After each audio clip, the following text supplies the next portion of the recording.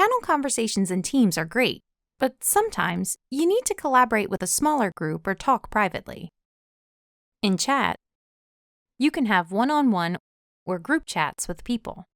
To start a new chat, select the New Chat icon.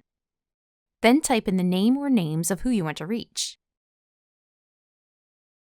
To give the group chat a name, select the arrow to the right of the controls and type one in.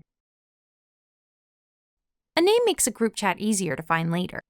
This is helpful when you have group chats happening with different sets of people.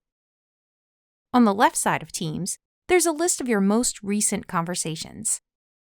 When you want quick access to a chat, select More Options, Pin.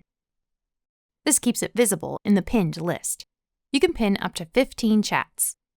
And select More Options, Unpin, to remove it from the pinned list.